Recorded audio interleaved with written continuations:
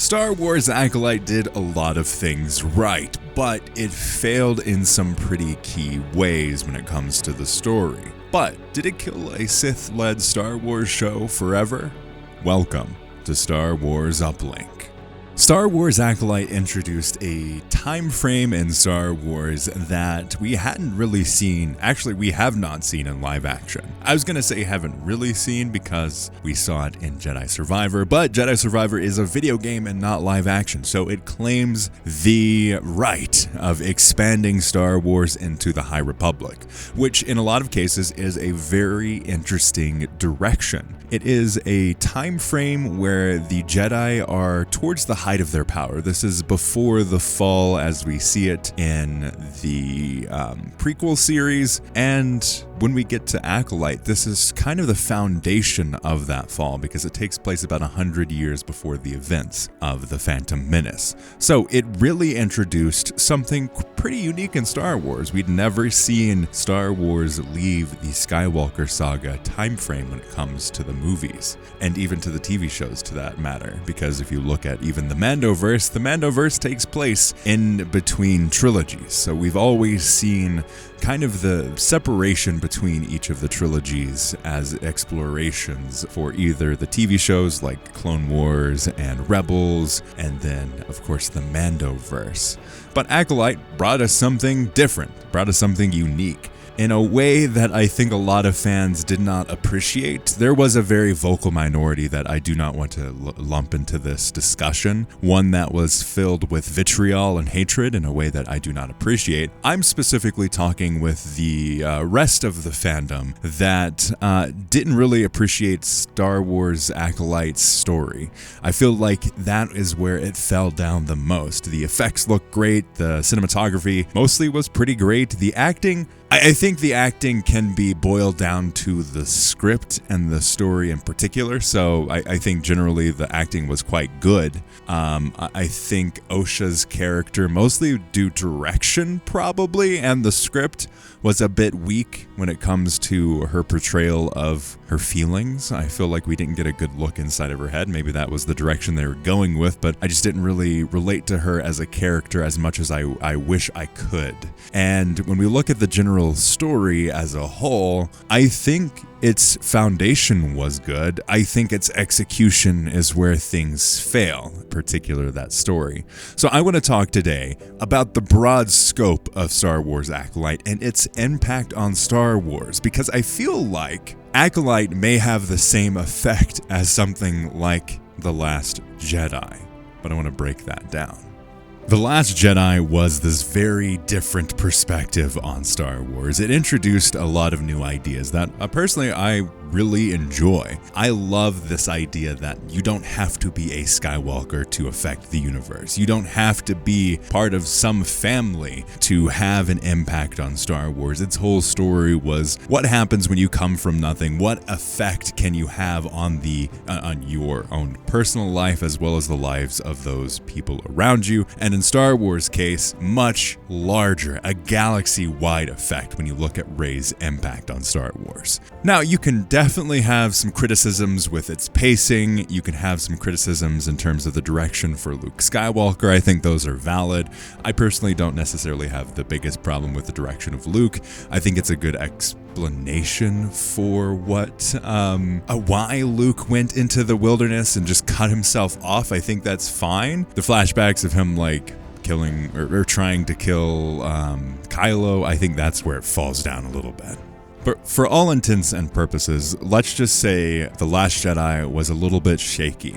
Not behind the scenes, it was the most smoothly run Star Wars film. It is the least controversial. There weren't any massive creative differences. There weren't any problems or anything like that when you look at the behind the scenes. More so, its impact and its controversy came from how it broke Disney. Disney was, up to that point, scot-free. It didn't have any controversies. The Force Awakens was a huge hit. Rogue One was a massive success. And then you get to The Last Jedi, and that is where things took a deep turn for the fandom, because instead of everyone being like, oh my gosh, this is amazing, look at this, The Force Awakens, I have so much nostalgia and fuzzy feelings about this, people started picking up that, hey, Star Wars is changing, and I think that scared Disney. So when we look at the 9th movie, that's where things desperately changed for them, as they kind of didn't know how to handle the fandom at that point.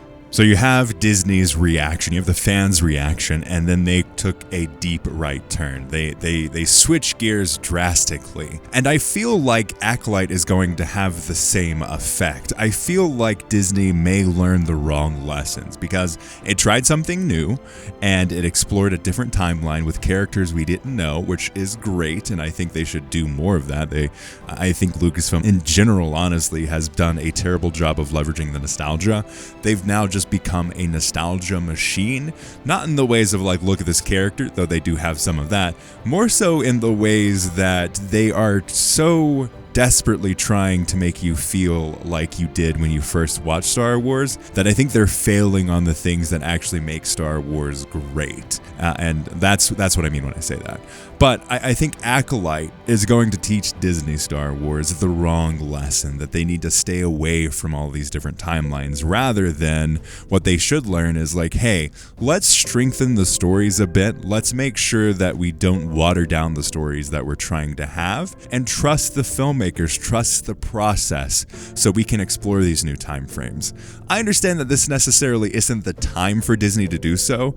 Disney right now is looking for successes. It's looking for surefire hits. That's why there are so many freaking animated sequels going on right now, because they can produce them cheaper, and they can also be more successful because they're tapping into the children audience. And while they technically can't legally advertise to children, they can advertise to the parents, and the parents and children often, honestly, they watch TV shows, movies, all kinds of media over and over again. So you get a built-in audience that can be generating income very consistently in a way that Star Wars has not been able to really nail down what Star Wars is and really deliver on that, especially when you look at long-form content.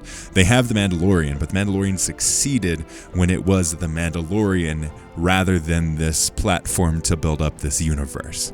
So I hope as we go forward, we get to see new time frames after they've explored the Rey timeline, because that seems like they're going back to this idea that the future is in the Rey timeline, Rey Skywalker saga. We need to continue that thread and move forward that story in a new trilogy. If they do it well, it can definitely be successful. I hope that newfound confidence gives them the ability to expand and grow in these other avenues and bring stories that I want to see. And what I want to see is good explorations into character versus just seeing the same old.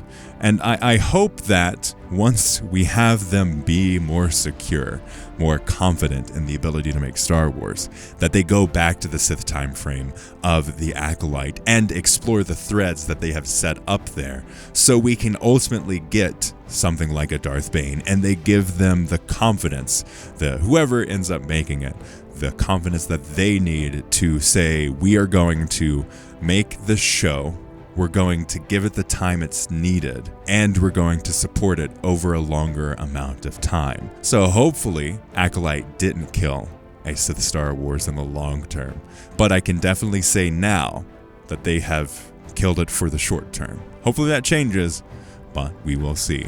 Let me know your thoughts in the comments below on this video, and check out our podcast. May the Force be with you.